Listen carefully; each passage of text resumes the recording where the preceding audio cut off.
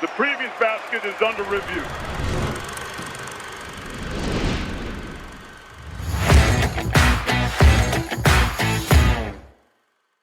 Hello, friends, and welcome to the Basket Under Review podcast. I am your host, Eamonn Brennan of Buzzer at eamonnbrennan.com. That's my newsletter. Go check it out. Also, check out basketunderreview.com, the best new college basketball website on the planet. We're back again for another off-season NBA draft, transfer portal adjacent episode with our buddy Tate Frazier from The Ringer.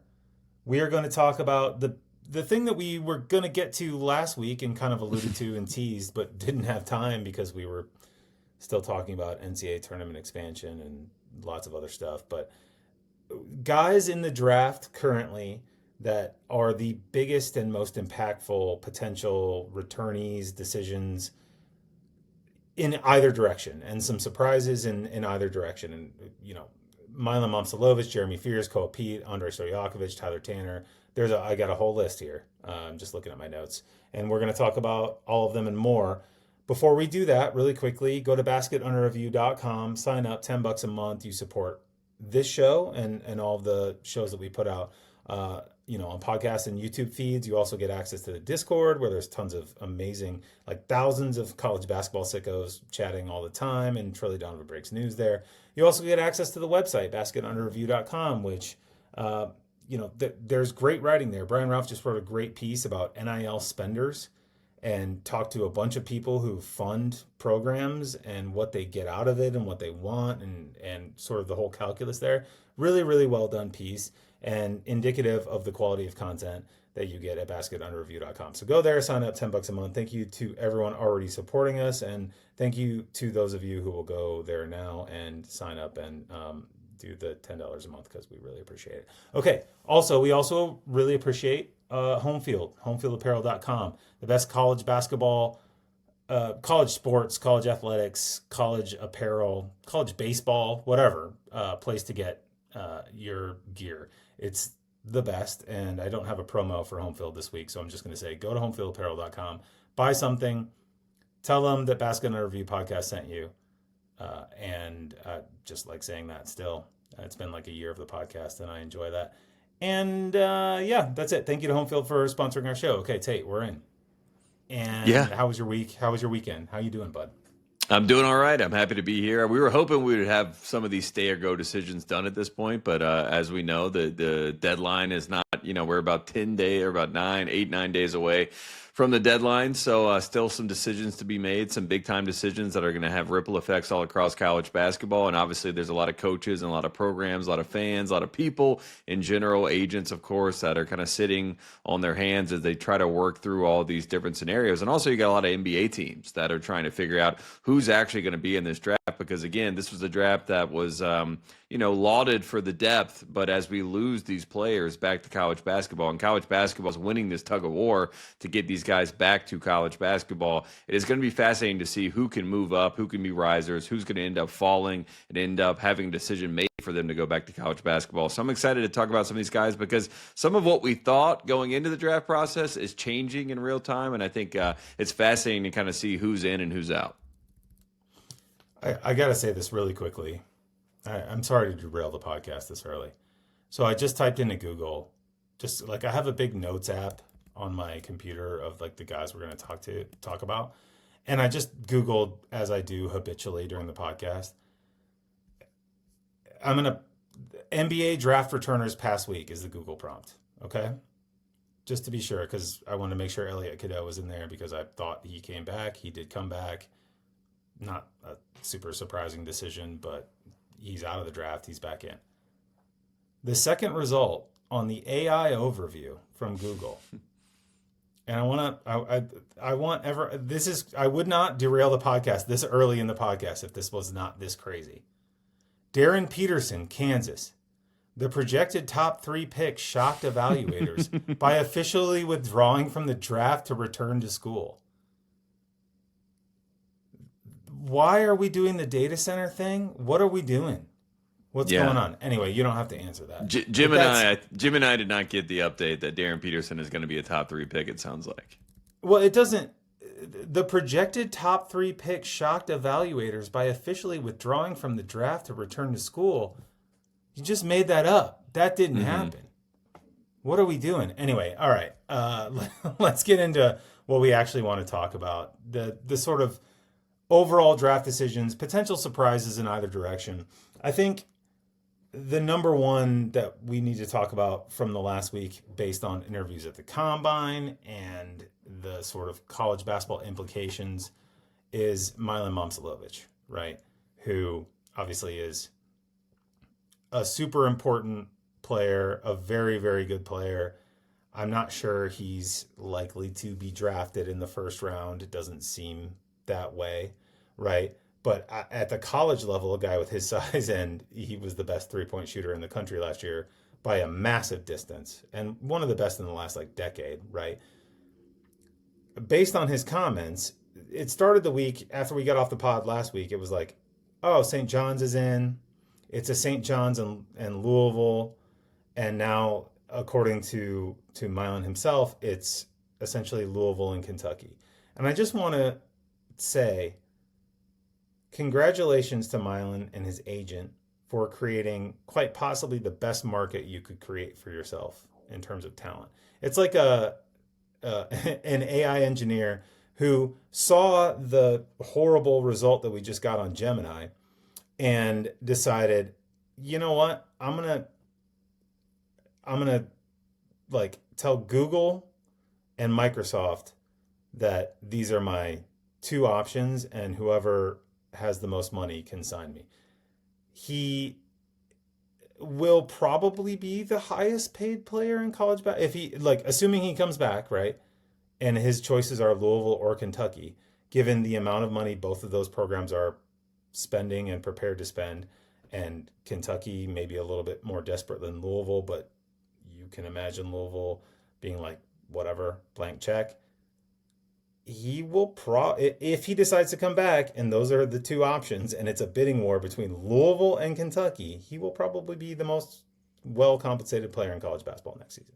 Yeah, think about $5 million, probably will be the number that's thrown out there for his services. We've also seen $5 million thrown out for a guy who's 27 years old and got drafted in the 2020 NBA draft for LSU with Will Wade. So it does feel like that's the market. Yeah, we'll talk about that, but that does feel like the market. And I like the quote from Badunga at the Combine when he was asked about kind of Louisville and the situation. He said they're putting together a super team. And if you look at it, I mean, Shellstad obviously coming over from Oregon. You got Flory Badunga coming in, Fulgaris coming in, Carter Knox coming in. You also got Woolley coming back. You got Akizi coming in, who's a 5-star freshman. So, you add up all those pieces, that does sound like a super team. And if Momcilovic wants to go and compete for a championship, which he said that's the best way for him to get drafted higher, to be on a stage like that, to go on a deep run, I think it does make sense for Louisville. But if you go to Kentucky, you might have more shots, more opportunities, and maybe that's a way for you to show that you have kind of a full, arsenal there where you can not only just be a spot-up shooter. He ended up shooting, 47% from three, which is a ridiculous clip. So anytime you have a player at that size who shoots at that clip, that's going to intrigue any NBA front office, and I think that's a fair sentiment. But yeah, just the fact that both those programs are willing to pony up the money that they have in their back pockets, I think that's a fascinating situation. And I do think that Louisville, to me, if I had to guess who a leader was, I would say Louisville. But if you look at Mark Pope and the conversations we've had about Pope in the offseason, it feels like he needs the feather in his cap of this commitment from Momcilovic. So I think he's going to go really hard after him. So I wouldn't be shocked if, you say $5 million, who knows? I mean, this could be up into AJ or Bronny James territory based on the NIL valuation. I mean, it might be a lot of money that ends up in his, on his side here. So it's a fascinating development. It does feel like he's going to come back. And he did say that if he does return to college, it's going to move very quickly. So once he decides to go back, I think we're going to have an idea that of where he's going to go very soon. Yeah, and a truly season landscape changing player, of which there are kind of very few left in the ostensible portal, but there are guys who are deciding, like Alan Graves.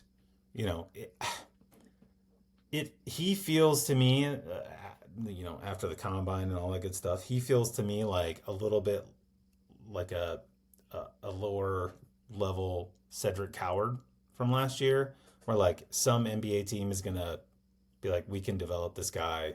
He's super skilled. He's got size. Like, bring him on board, right? And he's the guy that you'd think would be top of the transfer portal. So I kind of don't even really like, I feel like he's going to stay in, right? He's not, I didn't even put him on the list because I just feel like he's a guy who's going to stay in. Now, a guy who I definitely thought was just one thing on Graves. I would watch out for LSU. Oh, that's interesting. His brother, Marshall, I believe, played under Will Wade at some point, so they have a relationship, and Will Wade is trying, he's making strong-ass offers across, all over the place. So I would just watch out for Alan Graves somehow backdooring his way to Louisiana. I would just say that. And I think he's from Louisiana originally, so that's another reason why I would watch out for LSU. Will Wade's got a big task ahead of him because they basically have no players, right? Which is kind of scary, you know what I mean? Like when you back him up against the wall, and he does have a lot of money at his disposal, I think that lends itself to some shocking results, and I think that Graves could be one of those. I mean, I think to me it's kind of NBA or LSU for Graves. Right. We should just talk about it. The big news of Monday, big news in scare quotes, was that Yam Madar reportedly agreed to a deal with the LSU Tigers worth $5 million next season. He is 25 right now, would be 26. He is in need of a NCAA waiver, I guess, that they haven't granted yet. But he's been making a lot of money playing as a professional. This is Nate Oates' worst nightmare. This is going to, God knows, if LSU signs this guy, Nate Oates is going to go on a full-on, Travis Bickle level, downward spiral. This guy He'll be on Dan Patrick's show, Jim Rome. He'll be on every radio show trying to talk about it, make sense of this situation, yeah. If you think James Nagy set Nate Oates off on one, imagine if this guy who's a legit good EuroLeague player, and also 25 would be 26 in December, gets eligible to play for LSU. Former Celtics draft pick who famously said when he got drafted he plans to play for the Boston Celtics. That's going to be playing for LSU next year. Nate Oates is going to go nuts. But yeah, so that's a thing with LSU, and not super surprising based on how they operated early in the portal. There wasn't a ton of the big names that you think, the big splashes from Will Wade or whatever. Not like NC State last year, right? Where it was just oh man, he's putting together a really good team. We loved Darian Williams last year. You know what I mean? Mm-hmm. These guys that Trey Holloman. Yep. Yeah. This is a big portal team. Obviously it didn't work super well. And for whatever reason, it's been slow at LSU, and then you get this news today, and you mentioning that about Alan Graves, we should, obviously talk about what's this guy from Turkey originally? Yam Madar, his return to Israel. I think he's Israeli. Germany. Maybe he is, yeah. Because I think he has, the part of the waiver is that he had 2 years of service that are involved, and then... you know what I mean? So I think they've been able to kind of couch in the years to make it work. Yeah. He's Israeli, yeah. Plays for the Israel senior national team. Yeah. CBS Sports, why LSU's expensive pursuit of Israeli guard Yam Madar, 25, is a troubling sign for the Will Wade rebuild. Yeah. It's an interesting development. Anyway, let's talk about the guys that we've actually seen play a lot. Right. We talked about Momcilovic. So next on my list, I had Jeremy Fears, who is still in the draft, and I have always taken as read that he's coming back, right? It was just a no-brainer to me. He's going to be, assuming he comes back, I think he probably will, a preseason All-American, the number one guard in the country. We talked about him all season, how just insanely good he is with the ball in his hands and how he makes everything Michigan State does work and yada, yada. But there have been some, for Michigan State fans, some disquieting signs over the last couple days. Jeremy Fears himself tweeted, "How can people tell you what's best for you?" And then Jeremy Fears Sr. said, "I could never really see myself putting too much in rankings and stock drafts." This was both on Twitter, a couple hours apart on Sunday, May 17th. I did not see those tweets in real time. I found them after the fact. I wasn't looking at Twitter from 3 to 5 p.m. on Sunday. I'm actually happy to say. But that's, if I was a Michigan State fan, I'd be a little bit like, I don't love that. Like, I thought this guy's definitely coming, like, test the waters, blah, blah, blah. Are we going to have a very rare in this era, like, just YOLO draft decision? Like, what are we doing here? Yeah, we don't have many of those anymore because there's so much information that's kind of passed back and forth. But I will say he really helped himself in the scrimmages. Not that the scrimmages are the end-all, be-all, but sometimes a guy can pop in the scrimmages and they say, what about this guard? What about this guy? And in a world where we don't have really true point guards, Jeremy Fears is a true table setter, and I think he did stand out in that sense. And also, from what I gather, right, the NBA, we talk about the pendulum and where it swings with, a 5-out team versus we saw in college basketball, everybody went big, and now everyone's trying to go big again. I think the NBA pendulum had swung so far into athleticism and wingspan and upside and all these sorts of things. And now the pendulum is swinging back towards like interviews, personality traits, and IQ. And I think if you kind of take those three buckets there with you talk about your interviews, your IQ, and sort of just your ability to kind of be a plus player, I think that's what Jeremy Fears is. And I think that he kind of improved his stock with a lot of these teams, which is why when you read those tweets, if you read between the lines, he obviously had some meetings and some conversations there at the Combine with some teams that told him they like what they see. And I think, obviously got some family that's already in the NBA, that's already been able to kind of make an impact, even though they're a smaller guard. I think Fears has had a lot of experience, obviously playing for Tom Izzo. So I just think that they probably got different feedback than what the mock drafts have at this point. And Jeremy Fears got that feedback, internalized it, and said, wait a second, am I an NBA guard? Like, am I actually ready to go? Because that's what I'm hearing. And if I'm hearing that from the teams, I don't really care what the bloggers and the draft experts and whatever else are saying. If the teams and the front offices are telling me that they like me and they like what they hear and they like the fire in my belly and they like how I play the position and understand the position and my IQ is going to translate, that's a really good spot to be in. It's kind of like why Akon Knipple was so valued because of his IQ and his interviews. I mean, they were asking him about players from, before he was born, and he was like breaking down, different skill sets and different teams that he liked from back in the day. And they're like, wait a second, I like this guy a lot. I think Jeremy Fears has a little bit of that as well. When, I think he was talking about Scott Skiles and, that you get, some of those ears perking up in those front offices when and you can, harken back to some of those guys from a different era. And I think Jeremy Fears passes a little bit of those tests. And I wouldn't be shocked if he just, kind of started, drinking it a little bit and saying, hey, this sounds really good. Maybe I am ready for the NBA. And I know Michigan State fans don't want to hear that. But he's one of those guys that, like you said, it was kind of like a Cadeau. Go test the waters. We'll see you back in the Big Ten. But I wouldn't be shocked if he changes his tune, especially as guys are pulling out. He might move up into that mid-second round, early second round. Who knows, And I think that might be enticing for him.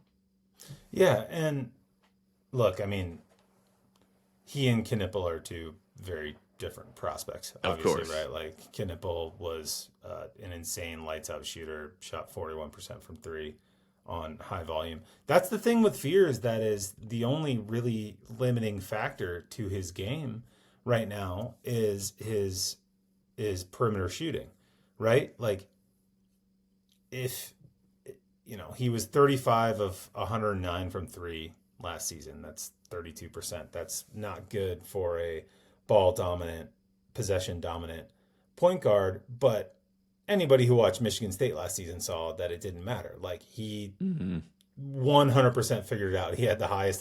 The guy has a 53% assist rate. Like, he knows the game. He's super smart. He's bigger than 6'2", even though he's listed at 6'2". I don't know what his combine measurements were or whatever his, pinky to thumb hand width measurement was or whatever. You know what I mean? I think it was all good. I think it passed the test, I'm sure, like, he plays bigger than 6'2". You know what I mean? Like, he's a good defender, and he can rebound a bit. And, like, you can see it happening, particularly in this draft, which we might as well just bring up now, like, because you alluded to it. Like, there's a dearth of players in the draft, and by the time these guys come back, there's gonna be a dearth of, everybody's. It's kind of like a game of chicken, or what's the game where you go around in a circle while a song plays and sit down? Musical chairs. Yeah. It's literally, it's like who's going to get a seat at the table in the first round. Right. Yeah. Yeah, and it's just kind of like all these guys are kind of figuring it out, and then they'll decide one way or the other. But lots of guys are going to come back, and there weren't a ton of, as we've talked about on this podcast, there weren't a ton of guys in the draft relative to historical levels anyway. So you're not like, oh, there's 100 guys in the draft, but only 62 or 6, will actually get drafted, and only X number will get contracts, blah, blah, blah. It's like that number is a lot smaller this year. So you can kind of get it, even though Fears is the guy that I have penciled him in just mentally as like, yeah, he's coming back to Michigan State. Michigan State's going to be really good because of him. You know what I mean? Like I've had him as like, oh, he'll be the best guard in the country. He'll be a preseason All-American. And it may not happen. And if it doesn't happen, Michigan State fans will be super annoyed, and maybe it's not like the world's best decision. Like if you look at the level that he got to this year after his freshman year, where he was just kind of like fine, maybe there's another step to go to in that program for one more offseason and one more year. But I don't know, man. Like, you can kind of understand it a little bit, even if he doesn't have the shooting at that size that NBA guards typically have. Yeah, I had someone say that obviously the Michigan State might have a reason why it's color, kind of written this way or whatever. Like the lens is through the Michigan Sparty green, but they said why can't he be the Draymond Green of guards? And I thought that was a very funny way to look at him, because he does have his own level of controversies, right? With he's had some moments on the court that are a little bit questionable, some ball kicking and things like that. So, but he does have this tenacity and kind of has a tone setter energy. And if he's a guard coming off your bench to kind of run your second unit, I think he intrigues teams in that sense. And it also could be one of those things where this is a little bit of attention seeking, feel the love a little bit, have the Sparty fans come after you and push for you. And then you at the last minute say, you know what, I am going to come back and be the point guard for next year. So it's really hard to read between the tea leaves. And I think that goes back to the musical chairs of it all, because nobody knows who's going to take a seat. And I think even guys that have been quote unquote fallers in the draft, there's some guys that are just already predetermined what they're going to do. Even if it isn't great for Koa Peat or some of these other guys we're going to talk about, they've already kind of decided what they're going to do. And I think they're moving forward. But it's interesting for a guy like Fears, who we felt like we already knew the decision. And I think that is more open-ended than we thought. Yeah. Again, like coming back to Elliot Cadeau, I put Fears in that category, right? Mm-hmm. I'm just like, oh yeah, he's in the draft, but whatever. Like, he's coming back, and he'll be, one of the best guards in the country next year, blah, blah, blah. And that's the thing with this whole process that's very fluid, is like you get up there a little bit. And you know what? Like, I can kind of see it from an NBA perspective of like, okay, this guy can't shoot, but you know what he can do is throw lobs to big guys. And so, like, I'm going to pick this guy, like, if you're the Spurs or whatever. And not like, take shots away. That's the other part. Like, there's a lot of teams that are just like, I don't want a guy that's going to take shots away from guys I want to be shooting. Like, Fears is not going to take shots away from anybody. You know what I mean? He won't shoot the ball at all. If you tell him, if he's on an NBA roster next year, and you tell him, Jeremy, we love you, don't ever shoot the ball, he'd be like, no problem, coach. There's I'll shoot 1 15-footer a game. That's what I got in my line. Yeah, 0 for 0, 9 assists. Yeah.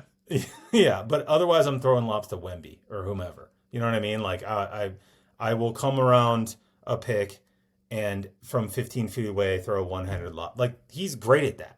He's amazing at that. And so you can kind of see it. Like, it's not a totally crazy thing, even though he doesn't fit the traditional sort of, he's a 6'2" point guard with a, questionable outside jumper. Like, yeah, the NBA is a little bit weirder now. You know what I mean? Like it's things that that seemed like totally locked in. Like if you're under a certain size, you better shoot a certain percentage off the dribble. You better be Dame Lillard basically coming out of school. Mm-hmm. Like that's kind of not where the game is anymore.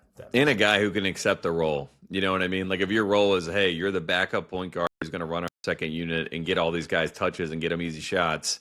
That's something that you can not box him in, but you can kind of pencil him in or whatever you want to say and get him in that position and think he will thrive in that position. You don't have to worry about like figuring out who he is. He knows who he is, and you know who he is, and you kind of move forward. And also he gives you a little bit of a nastiness, an edge that I think a lot of these teams are realizing, that like the team building of it all is not just accumulating all the wingspans in the world and saying, hey, let's throw the balls out. We're going to be great because we're so long and whatever. It's like sometimes we need guys who can just give us a little bit of that competitive energy that we need as a group. And I think Fears definitely does that. Yeah, 100%. Speaking of wings, I saw an amazing tweet earlier today. I'm going to bring it up randomly. It's from, I can't even read the guy's name out because it's foul. NBA GMs wanted wings to run offenses because it saves them money and makes them look smarter, and it works during the regular season because all the players are hungover and tired from cheating on their wives. But in the playoffs, chastity belts go on, and they learn to double team. And this is relevant to the Jeremy Fears, like point guards actually still matter. You can't just have constant wing initiating whatever. Like SGA, for all of his size and whatever, he's a point guard. Like, yep. He runs the offense. Like, you have to have really good guard play at every level of basketball. And look what TJ McConnell did last year. I mean, yes, Halliburton was incredible and a revelation, but, like, honestly, that second unit with McConnell was just as important at times for Indiana. Like, he was the one that really got them over the hump, and especially in those third quarters. Like, the second 5 minutes of the third quarter would be really important with TJ McConnell on the court, and that's because he was setting up all those other guys, Obi Toppin, whoever it was, to get easy buckets, and that's important. It helps. Yeah, it's a big deal. Guards are important. Okay, next player, Koa Peat. We talked about him very briefly, but like this was a guy that I thought, we did the live episode the first night of the 25-26 season when Arizona beat Florida, which really, I don't think we realized at the time how good Arizona was going to be. And Koa Peat was amazing in that game, incredible first impression, and was really great all season, right? Mm-hmm. Like just it kind of, faded into, not faded, but like melded into the team. Like that first night, you're like, oh my God, Koa Peat, like this guy might be the best freshman in the country. Like, holy cow, he's so good. He's dominating Florida's front court, blah, blah, blah. And it wasn't quite that, but he was really, really, really good all season within what Arizona wanted to do. And that was a guy that I, in like kind of the reverse of Jeremy Fears, thought he's definitely going pro, staying pro. There's no chance he comes back. But, after the combine and the draft stock stuff and the buzz and blah, blah, blah, it kind of feels like he now has a decision to make. Like the league is kind of saying, like, we like you, man, but, you're a mid-late first round pick. You're not the lottery pick that maybe you and I thought he was a shoo-in for 3 months ago. Yeah, I thought he was going to be at worst, 13, 14 range. But it seems like if you look, and again, as Jeremy Fears Sr. told us, don't trust all the mock drafts. But it does feel like he's moving kind of in the late first round, even early second round. Kevin O'Connor has him, early second round. I think that's a little bit too far. I think that's a bit egregious. I don't think he's going to fall that far because you have some of those teams that are contenders in the 23 to 30 range, and they're just going to see a guy with a lot of upside and a lot of natural talent and a guy who's won at every single level and say, this is basically the 1B boozer. I'll take him here. and we'll treat him more like a project, and we'll give him some time with us, and we'll figure it out. He's also represented by Rich Paul and Clutch. So I just think that it's been a little bit predetermined. Like Braden Burries is also a Clutch guy. I think it's already, like I said, he's already made a decision. I think he's not going to go back on that decision. I know Arizona fans are like, hey, wait a second. I thought if you weren't a surefire lottery pick, you would be entertaining the idea of returning to play for us. We win a national championship. I think that's a very fair feeling and a valid feeling, but I do feel like it's already, I think they're okay if they end up going to a team that they like let's say the New York Knicks at 23 or whatever the team is, but like a contender where he maybe has less pressure, less expectation, and can sort of fill a void for a team that is going to be able to backdoor their way into a lottery type talent at that pick. And I think Koa Peat seems to be pretty content with that idea. So I would say it's, to me, it's like a 90% lock that he's going to stay in the draft. It might even be higher at this point, but it is fascinating because, like you said, after the first night, we're talking about, is he the fifth pick? Is he, is he guaranteed to be top 10? And it's crazy how quickly those things change. Yeah, I couldn't believe how good he was that first night. And he basically sustained it. I mean, I find it interesting with him. I wonder what NBA people are seeing because at that size, maybe it's just Arizona fans can respond to this and let us know. Like, I feel like at that size, your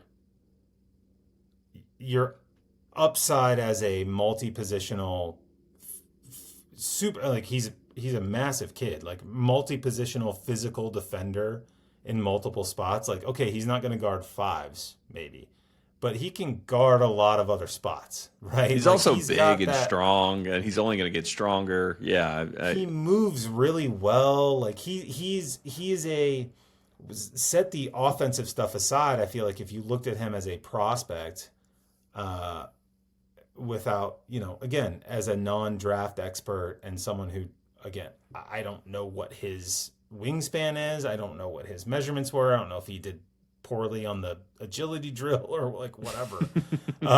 You know what I'm saying? Like that stuff was like, massive on my timeline last week. And I don't know how important that stuff is to any NBA team. Maybe some teams really think it's super important. Maybe some don't. I have no idea.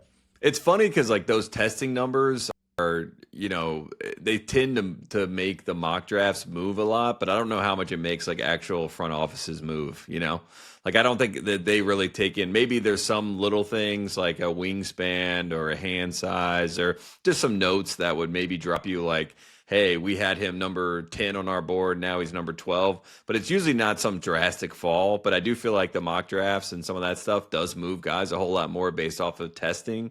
And I think the interviews matter a whole lot. Just getting to know guys matters a whole lot more. And if you get to know Koa Peat, I don't think he's going to turn any team away. I think the one thing with him that I've seen is kind of like he is a very kind of God first guy. And we've had a couple of those situations where, and there's no knock on that, obviously. But when you have Jaden Ivey and you have AJ Griffin, who are obviously highly touted guys that have, turned the corner in the wrong direction, I think sometimes that can be flagged. And that might be a reason why he has fallen out of favor for some of these teams. And they're just not saying that out loud. I don't know for sure. But again, I just really don't see teams that are in the 20 range with especially guys that are dropping out, like we've talked about, not taking a swing on him because he's so talented naturally, and I think he's a really, really good basketball player. So I don't buy too much into the overreactions. I feel like I saw every single write up that was like Koa Peat's a faller, and I wouldn't be so sure that's a 30 team mindset. I think there might be a few teams that are leaking information on that or already felt that way, but I still think he's a first round pick, and I think that's going to be proven out once we get to the draft in 40 days or whatever it is. Yeah, I mean, I would probably take him in the first round. Yeah, I'd feel really good about it if I got him outside the lottery. Just my personal opinion.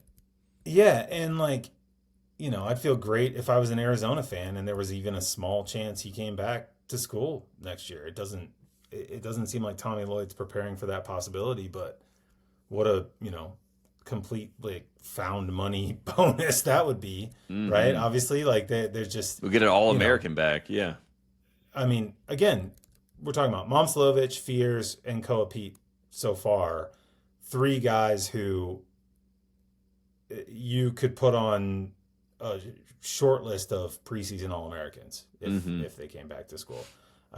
Next one being Andrej Stojakovic, which is also interesting because, again, the kind of player like Fears that you think, yeah, I mean, it doesn't make a ton of sense from an NBA perspective, right? Like he's not, like he's a wing with size. He gets to the rim.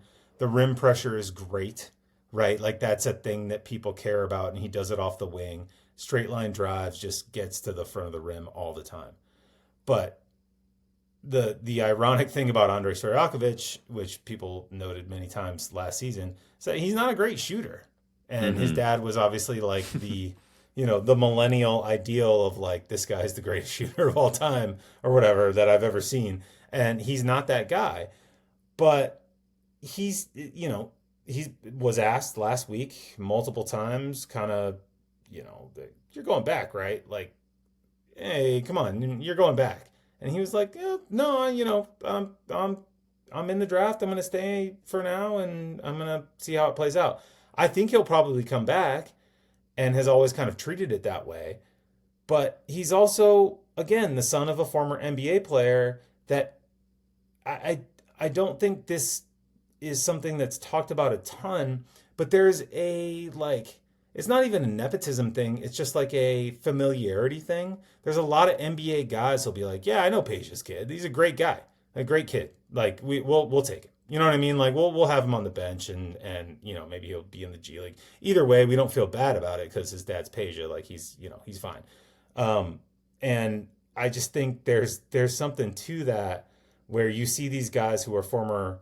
I think about like Tim Hardaway Jr. even. It was like coming out of college, I thought, he's all right. Like he's probably not going to have a long NBA career. He's been in the league like what now? Like 15 years or whatever it is, like 12 years. Like he's had a very long and profitable NBA career. I kind of feel like there's a little bit of that potentially with Andre, even though I don't know that if you look at it from a draft pick perspective, it makes a ton of sense for him to come out of school right now. Yeah, now he might just be one of those guys that's been around the NBA game for so long too, that's just like ready to play that game and more familiar with that game, and thinks that with more spacing, he's going to have more driving lanes to be able to actually do more damage there at the next level. And also, when you have all your time to be spent on working on your shot, maybe he believes he can evolve as a shooter and get into a better position there. And there's going to be some teams where, like we were talking about, like early second round, mid-second round, like I'd watch out for the Warriors. That's a team that obviously knows him very well from his time in the Bay at California. I wouldn't be shocked if that's a team that's already kind of highlighted him and talked to him. The Kings are obviously a team that knows him very well, and he has familial ties to the Kings. That's another team that's close by that has seen him a lot. So it really comes down to like the teams that he's talked to. And like you said, when I saw those interviews, to me, you can't read too much stock into those things, but it felt like he was leaning towards staying in the draft. And he's probably worried too. You go back to Illinois.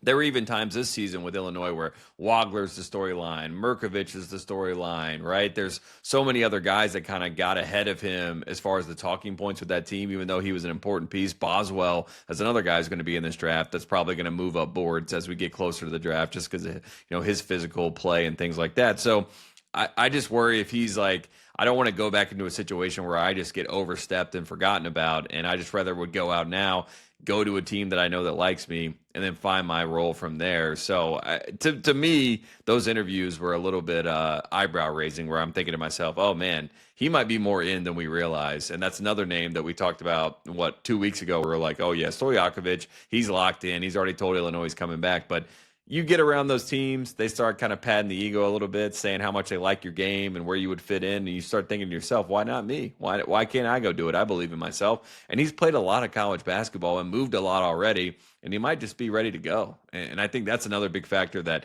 with some of these older guys, juniors, I mean, even guys that are sophomores or going into their senior years, or sophomores going into their junior years, they're just like, I'm ready for a new change of scenery and a change of venue. And I think Stojakovic falls into that camp. Yeah. And again, like the cloud overhanging all of this is the way structurally the draft versus college basketball and NIL has changed. Like it just is the through line of all of this stuff, where a guy, respectfully to his game, a guy like Stojakovic 5-6 years ago, he's probably not even considering it because he just, you're a wing who doesn't shoot the ball super well, and great, you can drive, and you've got a bit of size and some defensive potential, but come on, I'm watching, Spurs OKC right now, and this is not a game Stojakovic could ever be a part of. All due respect, you know what I mean? Maybe in a few years, but not right now, right? It's just way higher level, and everybody's huge, and he's basically the same size as Stephen Castle. You know what I mean in terms of effective basketball ability. But the way the draft works now is there's not going to be that many guys in it. And the second round, they are going to be picking from complete scraps. Honestly, by the time these decisions are made, there's just too much money in the college game now where why would you be if you didn't have to be, if you're not graduating, why would you be the 50th pick in the draft with no contract guarantees and a potential summer league to G League pipeline future happening? Why wouldn't you just come back and make, $1 million to whatever, Milan Momcilovic is going to make $5. I mean, how much did the millions matter to him either? That's the other part with him, which is fascinating, where it's that's a good point. Where maybe you just want to get in the NBA. You know what I mean? You just want to get there because it doesn't matter as much to him as number 34 to the Kings feels like that would be where if I'm Stojakovic, that feels very Kings. Oh man. Because Vivek is he's a very almost throwback owner where he would just do something like that for fanfare to be he wants the picture of the Stojakovic's together holding the jerseys up just to get the fans excited. Involved? Is Vlade still involved in Sacramento? No, it's Scott Perry, BJ Armstrong. That's and then obviously Vivek is involved. His daughter is very highly involved. She's married to Jeremy Lamb. So yeah, they're an interesting group, but I could just see that for just the selling of we had a great draft, we got Page's son. We got Page's son, and that's all that matters. That would be a very Vivek pick, I don't think that would come from the front office. That would come from ownership. Stauskas. Classic Stauskas. Yeah. That is one of the all-time guys. Stauskas. Okay, Tyler Tanner.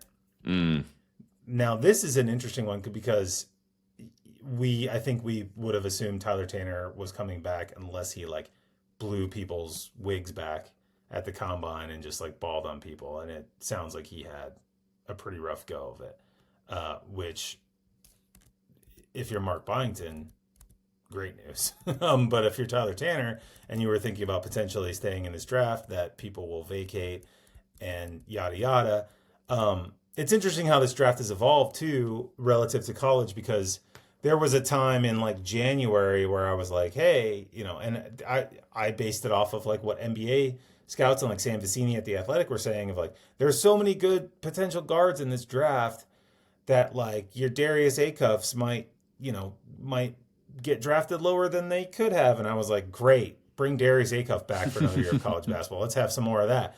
That obviously is not going to happen.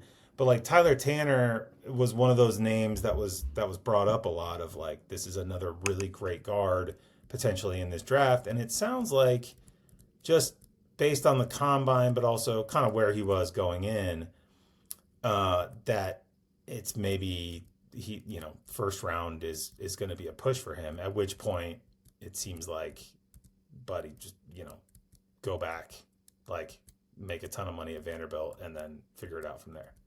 Yeah, he wants to be in the draft by all accounts. I mean, he has basically said as much, but it does feel like the one kind of superpower of Tyler Tanner, at least last year at Vanderbilt, was kind of the anticipation of defensive coverages and being able to kind of make the read before the read.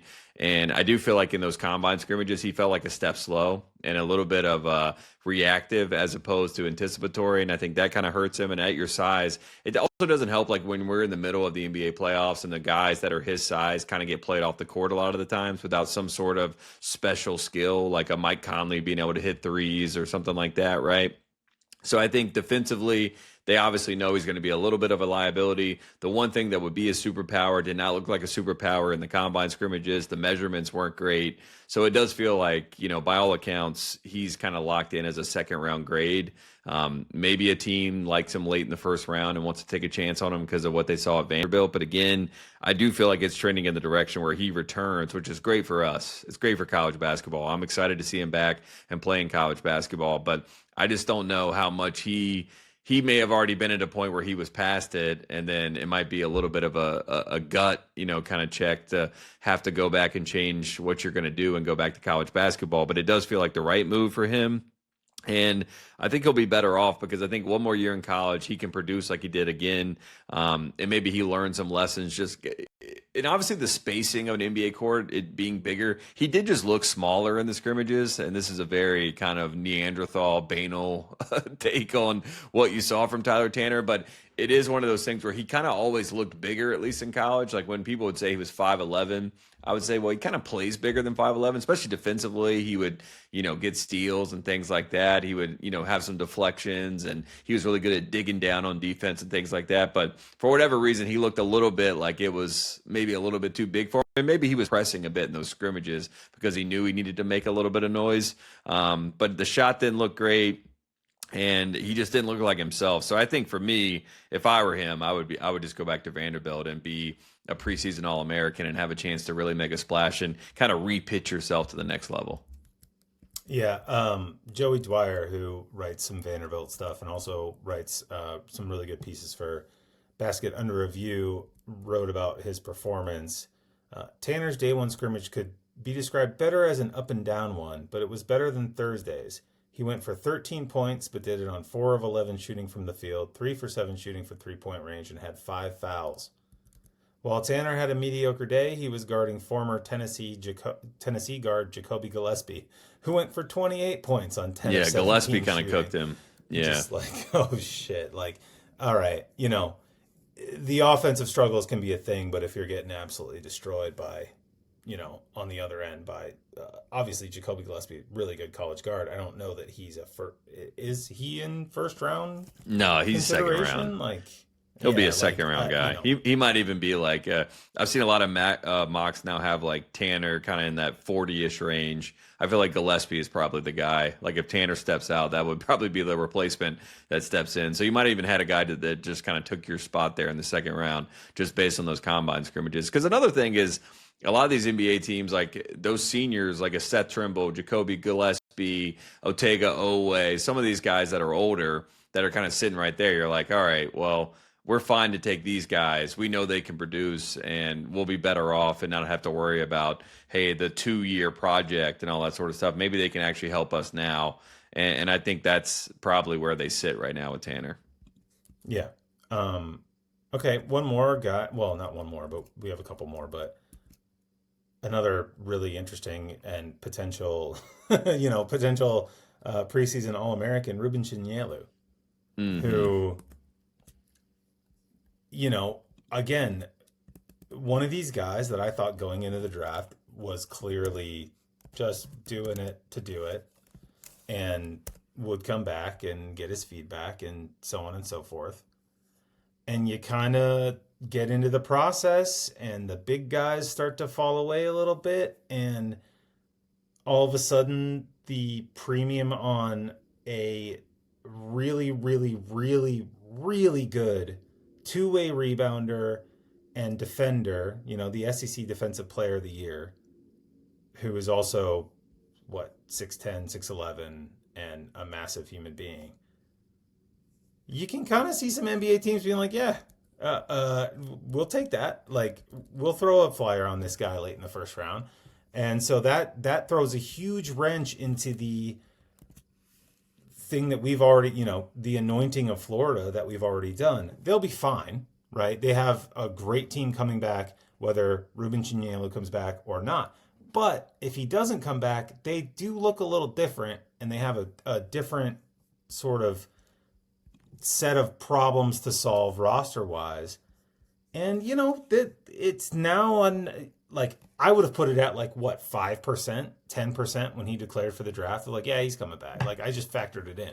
Like they're going to have this crazy front court all coming back again. Now, as soon as, remember when Hawk came back, we did, podcast right before he was about to, and then the week after. Like, that was like, okay, they've got Hawk, they've got Condon, they've got Chinyelu, and then Boogie Flynn, and they'll figure out the rest of the backcourt, and blah, blah, blah. This is like the number one team in the country, no doubt. Chinyelu is like a interesting situation right now. Yeah, I mean, defensive anchor, rebounder, kind of does all the little dirty work that you want someone to do that it is a big, and I think that translates really well. I think also we can't dismiss the fact that they've known about Chinyelu, the NBA circles, for quite some time. He's an NBA Africa Academy guy.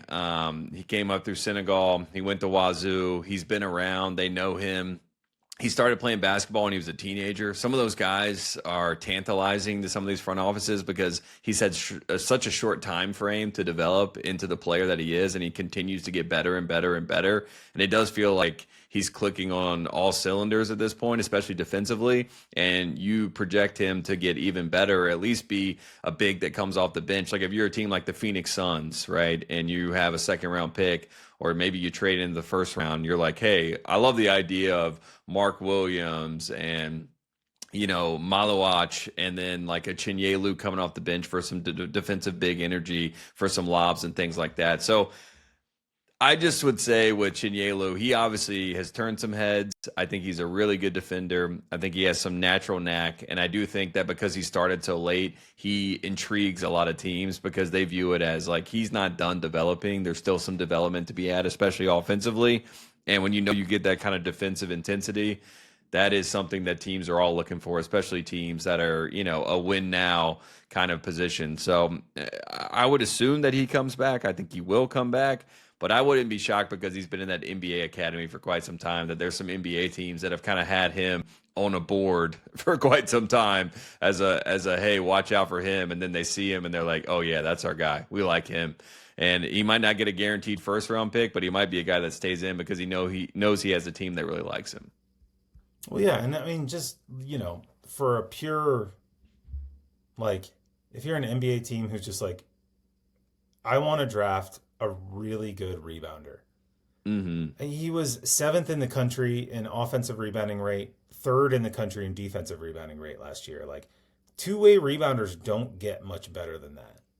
Typically it's a one or the other type of deal, and he's really great on both ends of the floor at that specific skill. And, this is an old school reference, but like Kenneth Faried made an entire NBA career out of this. The guy couldn't. The manimal. The game was different, but the guy couldn't really do much more than rebound. But he was, and he's bigger. He's taller than Faried. You know what I mean? Like Faried's like 6'7", something like that. Like I mean, in shoes, Chinyelu's 6'10", legit, and also strong as hell. Like I mean, he's not going to be thrown out. Yeah.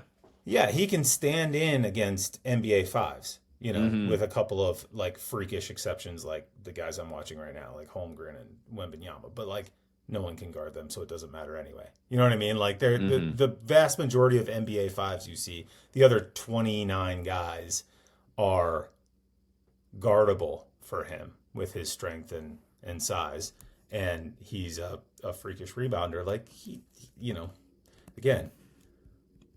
I've talked myself as a non-existent NBA draft knower into multiple of these guys, and Chinyelu is among them. Like you can just kind of figure out, like I don't know, he's really good at this one. Actually, these two things, because he's an incredible defender too. In general, like he was a great defender for Florida last year. He was a big part of the reason why they were such a good defensive team and why they could get away with, with his rebounding and defense. They got away with a lot of like ugly ass basketball last year, particularly early in the year. Like they just weren't a fluid, fun team, but he would tip the ball out and then they'd go again on offense or whatever. Like there's a lot there. The Michigan guys, we should check in on them. It seems like Ademara is going to be like a legit, he's probably a top 10 pick. I mean, I think at worst he goes 12. he's done the Zach Edey thing. Remember, like, Zach Edey, obviously he didn't go to the draft forever because he wasn't going to be a first rounder despite dominating college basketball. And then he actually went to the draft when he had to after his senior season and got into the process and kind of dominated the process. And people were like, okay, yeah, this guy's actually like the 6th or 7th. We're taking him in high in the lottery. Yeah, I feel like Mara has kind of had that same trajectory. Yeah, and when you have a guy that's 7'3" at that size, and you look at some of those giants you just mentioned before, it's nice to have a body like that on your bench, or potentially starting for you. And he showed what he could do defensively as an anchor at times. I think he only got better last year. I think the coaching of Dusty May has encouraged a lot of people about his potential. I mean, I wouldn't be shocked if a team trades up and takes him 8, 9. If he falls to like 12, and there could even be a team that trades with OKC to take him at 12 because they fall in love with him. But I think he's a lottery pick.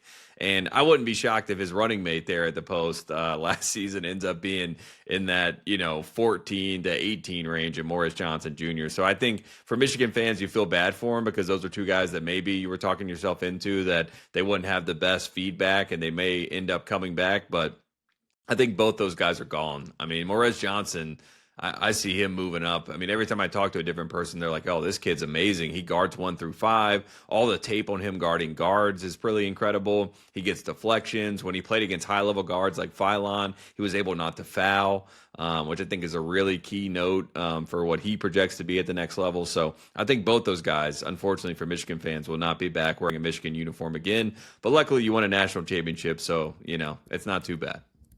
You can't really complain. Your boss at the Ringer had the classic 5-year rule about complaining after you've won a national championship. I think it's a fair rule. Yeah. Which is, for Indiana football fans, I'm going to extend to like 20 years. We can't complain about anything that happens. I think that's fair. Yeah. For the next 20 years. If we have a 3-win season next year and the following year, like, I don't want to hear anyone complaining. Yeah. Just watch highlights from last season. Yeah, 100%. But Morris Johnson is fascinating because that's the guy that seemed like he was going to come back, right? Mm-hmm. Like that, Mara to me always felt like, even just if you go on pure vibes and completely ignored the draft stuff coming out, whatever, wherever he was sort of slotted, you're just like, this guy is 7'3", whatever, and is a great passer, has great feel, really good hands, good touch. He's slim and his body needs work. That's something that NBA teams are going to be like, we can fix that. Like, we will pay you a ton of money every year to exclusively eat the things we tell you to eat, lift the way we tell you to lift. You'll be fine. You know what I mean? Like, that's fine. But you can't teach his feel and his passing at his size. Like, he is an NBA player, and he proved it last year really, I think probably we'll look back in like 5 to 7 years and be like, man, can you believe Michigan had Mara for probably a much smaller NIL number than they actually probably should have paid given his value to that team. And that's just kind of the talent that he has. Johnson is much more interesting because he felt like the guy who was much more likely to come back and is one of the big combine winners, right? Like, I can't think of another guy who went to the combine, played extremely well last week, and had more people being like, as you talked about, yeah, no, this guy's a pro. Like, this guy can play. And that's, again, like, I tend to kind of, the NBA people say something after the combine versus before the combine and blah, blah, blah, blah, blah. But he's one of the guys you do have that movement sometimes of guys who are like, oh yeah, he's late first round. We like him. He's interesting too. Actually, you know what? We really like this guy. Yeah. And he's probably going to end up being in the like 15 to 18 range, like I was saying. And I think his hands, really good hands, soft hands. I think that's another big part. And I think a lot of teams are talking themselves into, they watch, the tape. It's so funny to me, like with, all the draft things. It's like, people pulling tape from like the college basketball season as if they just uncovered something that was not out there. And it's like, yeah, these games are all played. We all watched them in real time. Yeah, they were happening in real time months ago. But yeah, just his ability to play out of the short roll, to kind of pirouette and finish, to, he's got great feet, great hands, like I said. And the shot is not there, but a lot of teams have the bravado, the ego, whatever you want to call it. I think they can help develop that at some level because of the touch that he has and the feel that he has. And then you throw in the fact that he's a championship type player. He's able to connect the group. He has a little bit of FU to him. You know what I mean? He checks a lot of the boxes where some of those teams, like an OKC, even like at 17, I wouldn't be shocked for that to be a team that looks at Morris Johnson and says, hey, we have a championship team, championship pedigree. This guy has the DNA of that. Let's go ahead and bring him in. Or maybe they trade him. Who knows? But again, I just think that feels like the range that he's in, like that 15 to 17 range. And I would have never thought that like Morris Johnson would be ahead of Koa Peat and Chris Sinak on boards. But if you look, that sort of is the place that he is. Like, he's now valued above those two guys, which by all accounts would have been lottery picks, or so we thought. So the fact that he's gotten into that camp and that company goes to show how much he's impressed a lot of people. Yeah, I was just about to bring that up actually randomly because I just Googled, I ignored Google Gemini and its hallucinations about Darren Peterson dropping out of the draft, but just used the old school Google, and like by all accounts, when Morez and Koa Peat played on the same floor together, Johnson kind of ate his lunch. And that's like, he's steadily risen past Koa Peat of like, just, this guy's way more NBA ready. And that's fascinating to me, even at the Final Four, as they were, kind of dominating their way to a national title, I would have never thought Mora, Yaxel, yes. Mara, for sure. Like there's a part of me that basically never thought that guy's coming back to the NBA, given what he did last year and kind of how he plays and his size, and like how many times do you get a chance to draft a guy with that kind of size, even if you need to work on him a little bit. You know what I mean? Like, there's not too many guys who are as tall as Chet Holmgren, even if they're not as good as Chet Holmgren, but can still play. You know what I'm saying? Like, it's just a very rare thing. Like, the NBA is going to draft that guy. But Johnson just, kind of came out of nowhere to me. And it's fascinating because here's another good example. Like, if Morris Johnson went on the NIL market and was like, I'm coming back to college, but I'm going on, I'm transferring. I'm not going to the draft, whatever. Would he make more money in college basketball than Flory Badunga has already, allegedly signed to have made?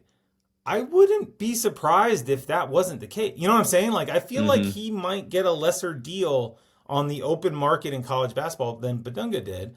And it's two different games and whatever, but it's just fascinating to me to see him rise, whereas a guy like Badunga, who's, again, still in the draft, I think most people just have naturally assumed he's coming back to college basketball, even as he's going through the process. But he didn't help himself last week at all with his performances. So, Louisville fans will rejoice at that. But like I just think if those two guys entered the portal on the same day, right after, 24 hours after the national title game, and open their services up to every coach in the country, I would assume that Badunga had better offers than Johnson. And Johnson is probably going to be the top 20 NBA draft pick. Well, Badunga is going to make a lot of money at Louisville, but it's just interesting. Yeah, it is. It's fascinating. I mean, Morris Johnson might even end up in like the Hornets at 14. Like he might just move up that high. So that's just fascinating. Like our you beloved said, Hornets.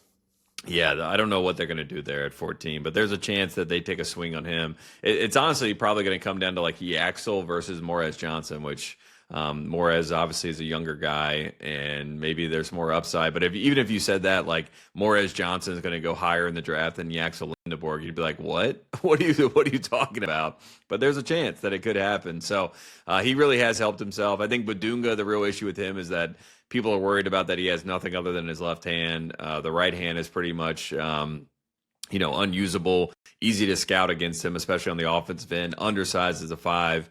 But in college basketball, he's like a perfect defender and exactly what you need to kind of anchor a defense. And Kansas fans might roll their eyes at that, but it is fascinating to kind of see like what is the market in college basketball and what is the market for the NBA. And those are two, they seem to be opposed at times based on who the player is. And that's a fascinating world that we live in. And there's obviously more money in college sometimes for a lot of these guys, which is also making the decisions this much more, dire for everybody because nobody kind of knows what makes the most sense. And it used to be kind of cut and dry. Oh, you have a chance at the NBA? Of course you have to go. I'd be an asshole to tell you to come back. Now it's like Dan Hurley's telling you the truth. He's like, I can give you more money here. Come back and play for me, Braylon Mullins, and we'll have some fun. So it's just a totally different world.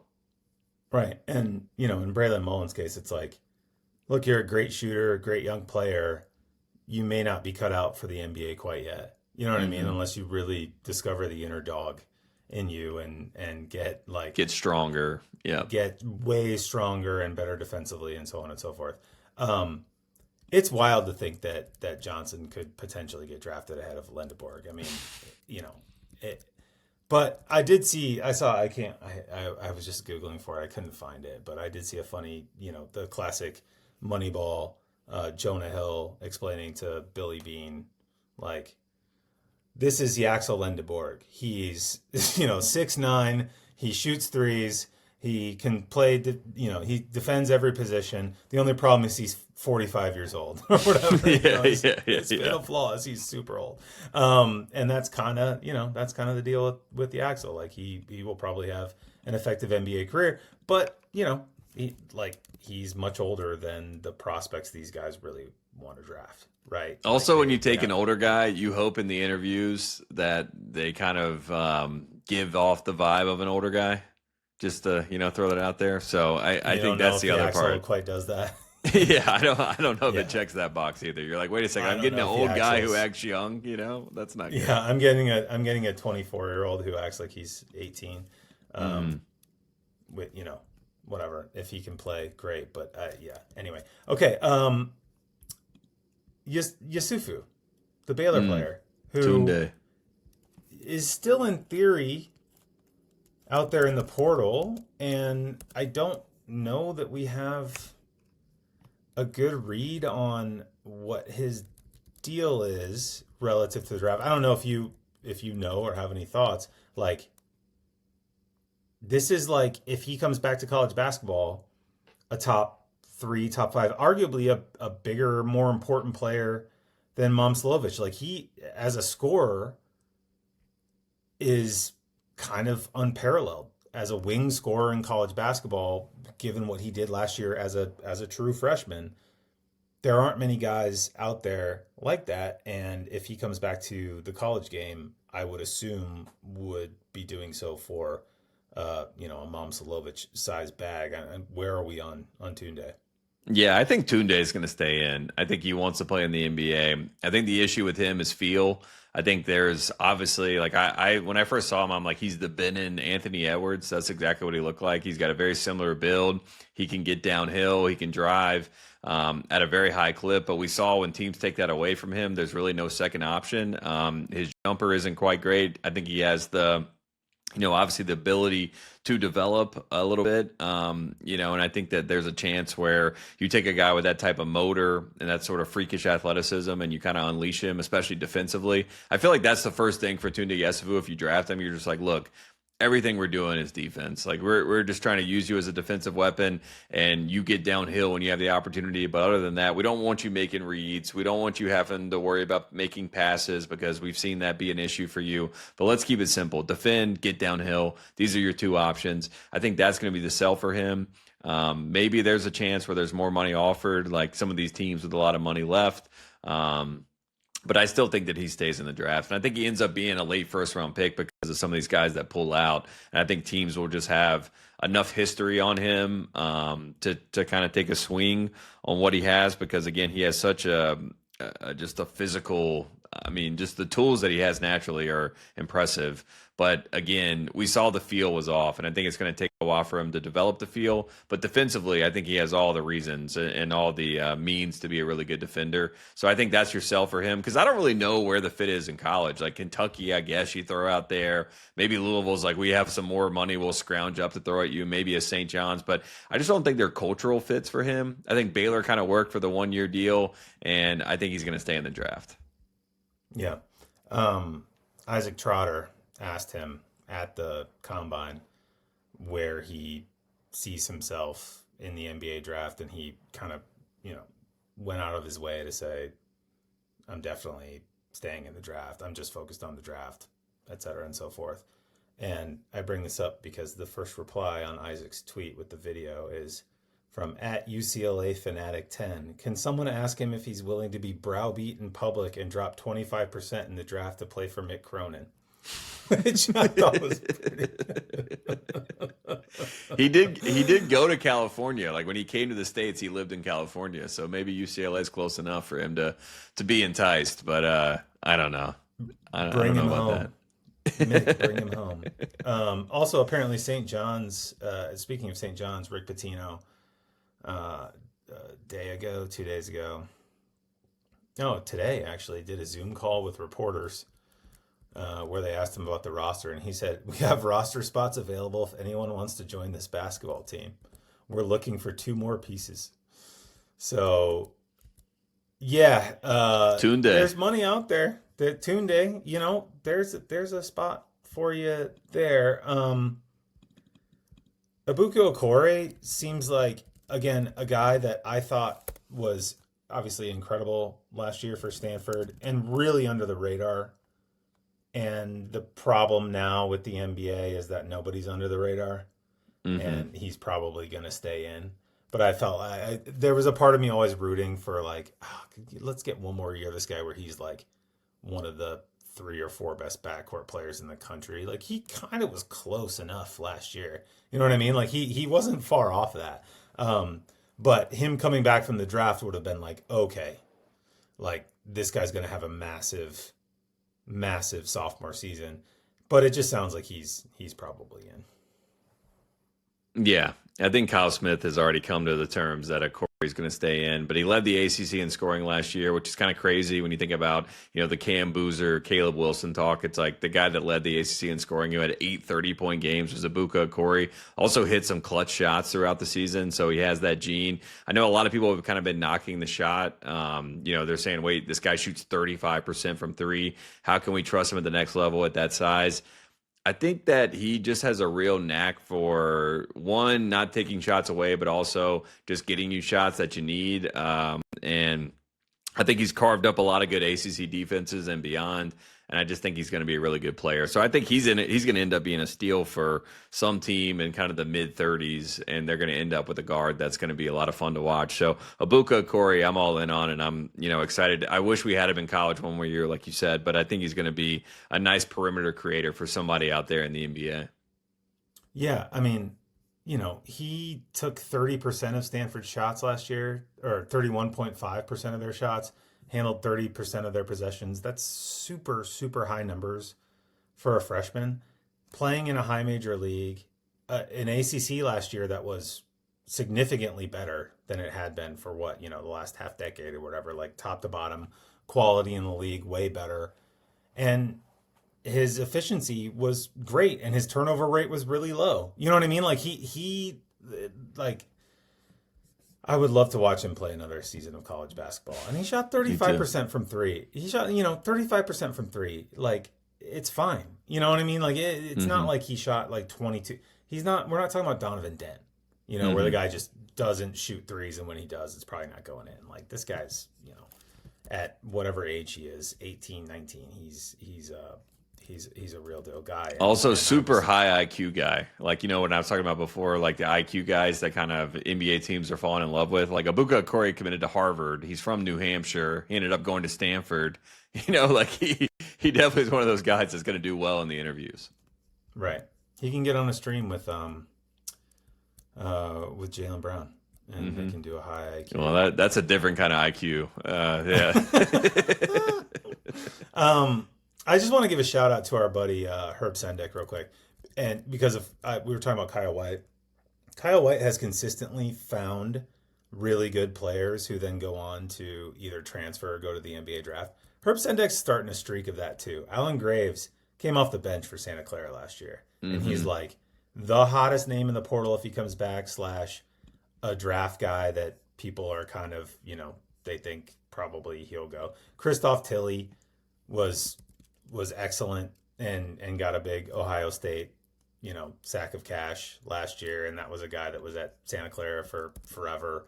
Like there's a lot of coaches on the West Coast right now, and I put, Madsen in this group to some extent. Kyle Smith is maybe foremost among them, but Sendek too, who are like finding really good players, getting them poached either by the draft or whatever, the transfer portal, and then figuring it out again the following summer and having really good guys in their program at pretty much all times. And if you're a subscriber to my newsletter listening to this, I promise that the West Coast transfer portal column is coming.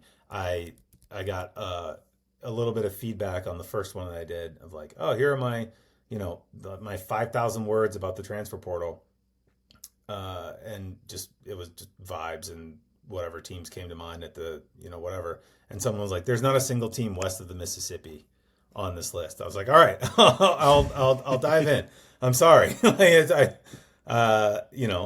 grew up west of the Mississippi, if only by a couple miles, but I promise I will, I'll get there. Okay. Matt Abel. Now this is an interesting one, right? Very. This is a big one for UNC because it's, Vesar, I've seen him in the potential NBA draft decision lists. It doesn't seem like there's any chance he's coming back to college basketball. No one's operating at UNC like has any non-zero chance of coming back to college basketball. Abel, meanwhile, is a big transfer portal get, obviously from NC State, and seems like it's not, I wouldn't even say 50-50. It's like maybe a long shot he stays in the draft. But where are we on Matt Abel and his importance to the Carolina project? Yeah, very important to Carolina. They need him. I mean, Michael Malone was following him around and making sure that he was, reminded of the fact that North Carolina loves him and adores him and wants him to stay. They got him a Carolina shirt to put on. He was working out in state shirts for quite some time. Now he's wearing Carolina shirts and these workouts. So they're doing their best to stay in good graces. It does feel like behind the scenes that obviously a lot of teams like him. He really wants a first-round promise. I don't think he's gotten a first-round promise, so that lends itself to think that there's a higher probability that he's going to return and play for North Carolina next season unless he gets that from some team. But he's been on the radar for NBA teams. I mean, even last year at NC State, the state staff was getting upset because, all these draftniks are writing, reports about Matt Abel. And they're like, why aren't you writing about Quadir Copeland? Why aren't you writing about Darian Williams? Why aren't you writing about this guy, that guy? Why are you focusing on our seventh man? And it's because NBA teams already had Abel on the radar.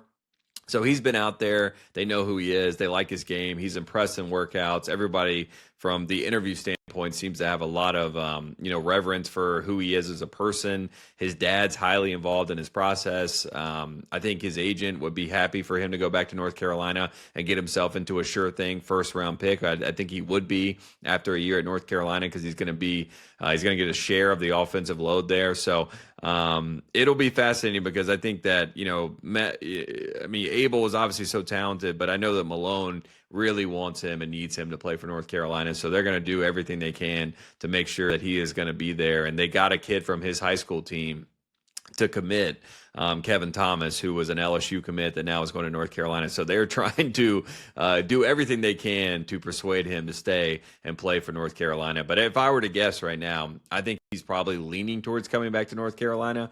But I think it's closer to like a 60-40. And I think a lot of people thought it would be more like an 80-20. But I think he has moved down in the direction of like, hey, I'm getting a lot of good feedback. What should I do? And if you get more of these names pulling out of the draft, like an Amari Allen going back to Alabama, we mentioned some of the other names that are Tyler Tanner, some of these guys that decide to go back to college, that gives even more reason for Abel potentially to stay in the draft. So I think it's they're waiting on pins and needles for him to let them know what he's going to do. Yeah, I mean, again, like we said throughout, it's a numbers game. At some point, it's musical chairs, and like the guys who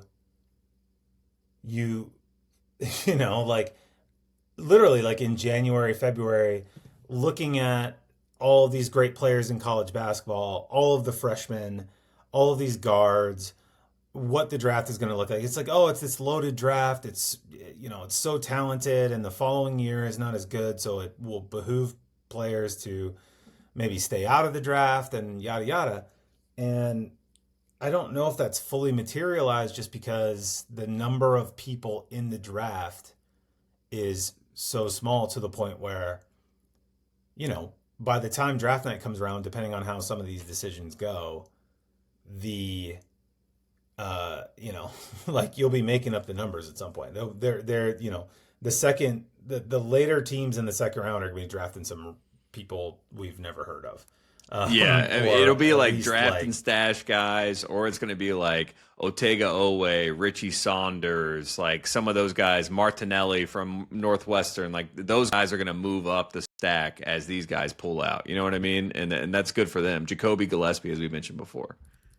Right. Yeah. Gillespie, I fully expect to get drafted late in the second round and ball out in summer league, and then we'll see how it goes from there. But yeah, okay. I mean, I think those are there's definitely someone I'm forgetting, but those are the names I kind of had top of mind in terms of like most impactful if they come back or if they go. And I think, Momcilovic, I wouldn't make him an All-American to start the season kind of wherever he goes, because he's more of like a complimentary player. But like Fears, Koa Peat, Tyler Tanner, Chinyelu, these are really, really important players to how we go into the college basketball season.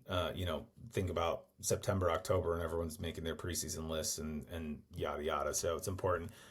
Before we go, Tate, since you're more plugged into the draft stuff than I am, where top 4 picks? Where do we stand on that right now? Has that changed in the last week?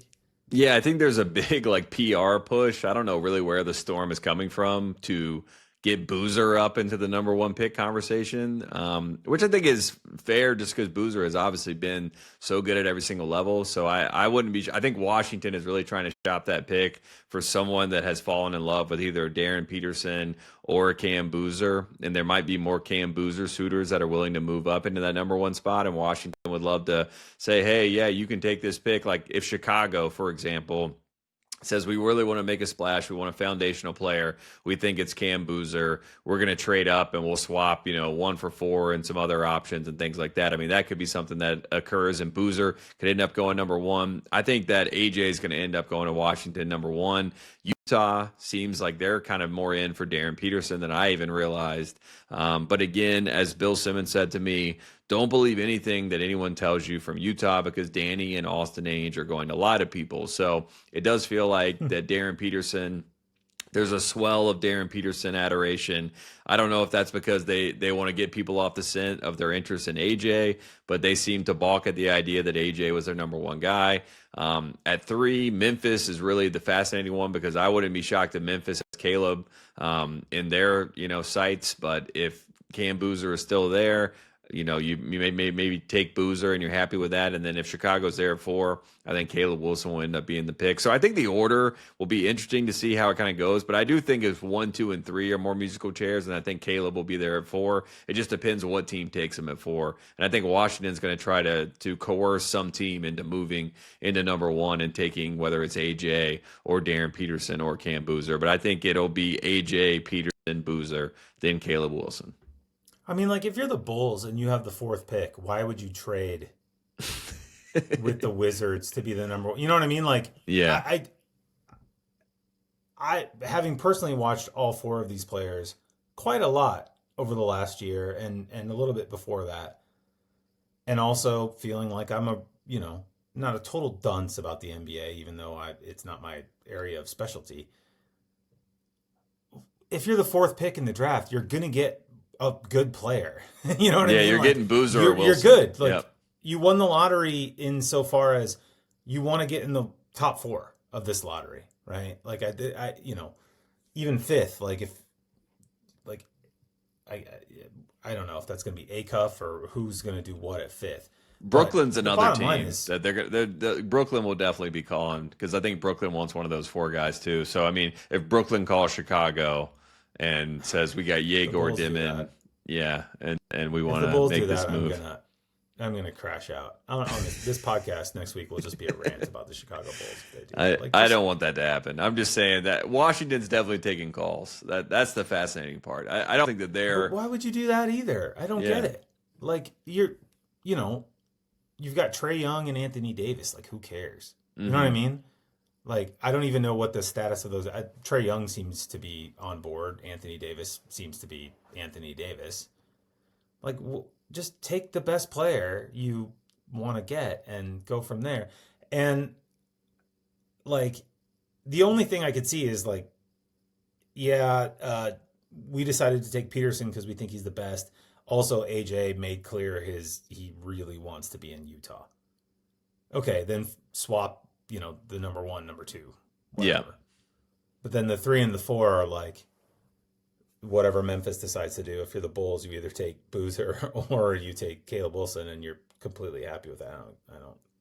I've said it before. Like, I think Caleb's going to be great, but I think it's the best thing for Caleb is to go behind those 3 guys. Like, if you're Caleb, you don't want to go in front of one of those 3 guys and then have your whole career kind of be, postered next to that guy and have like, oh, they took him over Boozer or they took him over Peterson or whatever it is, like, you'd rather just let those guys go 1, 2, and 3. You go 4, you got the chip on your shoulder, and now you have even more to play for. And then, you have the story arc of like, wow, I can't believe they passed on Caleb Wilson. Like, I think he gets himself in a sticky situation if Memphis takes him at 3, Boozer goes to 4, goes to Chicago, becomes a franchise player, and Memphis stalls out and Coward's the franchise player, and he looks like Pat Williams or something, like, God forbid. But I'm just saying, like, that would be kind of the worst case scenario for him. So I've been kind of pushing, like, for, the little whatever I have, I'm just like, it's almost better just to stay there at 4, and who cares about where you go? Just be happy to go 4. Yeah. A number of the statsier guys that we're in collaboration with at Basket Under Review and elsewhere that I talked to about it at the Final Four said they would take Boozer number 1.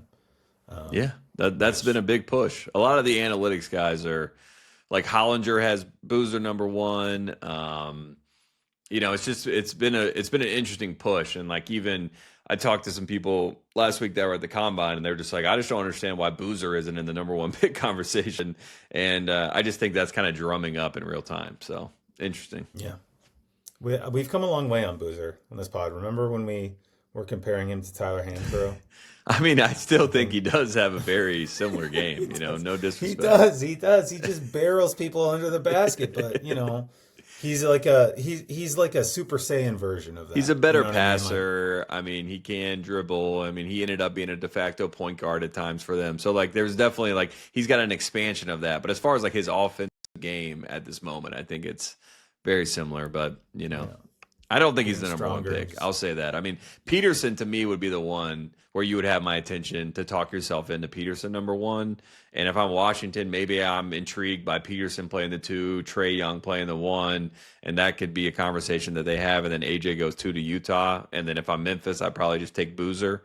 And then if you're the Bulls, I think you fall into a very good situation with Caleb Wilson. And I think Caleb will be great for the city of Chicago. I mean, he will embrace this. He will do everything. He will go eat deep dish pizza. He will, like, you know what I mean? He will endear himself to the city 100%. So I think that would be best case scenario. But yeah, Peterson to me would be the one that I think you could talk me into Peterson going number one still at this point. Well, you can see the Danny Ainge and his son psyop of whatever mental gymnastics they're trying to work out of just like, how do we trick the Wizards into picking the player? Just remember, they loved Markelle Fultz. The Celtics love Fultz, man. They loved him number one, and then it's not a perfect record. He doesn't have a perfect record by any means. You could argue Brad Stevens is the superior front office executive, but I'm just saying they lie. You know what I mean? Like, they said that just so that Philadelphia was like, oh, well, we love Fultz, and now we're going to have to make this trade. You know what I mean? And then they did. And then they were like, Tatum was number one on our board. So it's Peterson feels like the Ainge pick to me. Mm-hmm.